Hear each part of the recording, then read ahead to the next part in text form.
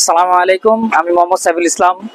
আমি আজকে আপনাদের সাথে আলোচনা করব ইন্টেরিয়র কিছু ভুল ধারণা ও বাস্তবতা নিয়ে। মিথ নাম্বার 1, যেটা আপনারা অনেকেই ধারণা করছেন যে ইন্টেরিয়র ডিজাইন শুধুমাত্র ধনী মানুষদের জন্য। আসলে এই ধারণাটা সম্পূর্ণ ভুল। বাস্তবতা হচ্ছে ইন্টেরিয়র ডিজাইন শুধুমাত্র আপনি স্কিলফুল পারসন দিয়ে যদি আপনি ডিজাইনটা করতে পারবেন, তাহলে আপনার বাসাটা অনেক ফাংশনাল এবং বাজেট ফ্রেন্ডলি হবে। মিথ নাম্বার 2, অনেকে মনে করেন ইন্টেরিয়র মানে শুধু ডেকোরেশন।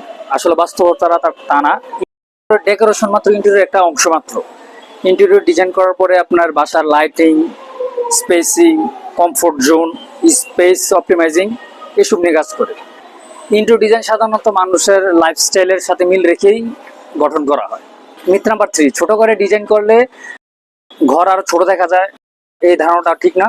বাস্তবতা হচ্ছে ছোট ঘরকে যদি আপনি সুন্দর প্ল্যানিং করে সুন্দর ডিজাইন, ফার্নিচার, ভালো কালার, লাইটিং করতে পারেন, তাহলে আপনি ছোট ঘরকেই অনেক সুন্দর এবং ফাংশনালিটি দেখা যায়।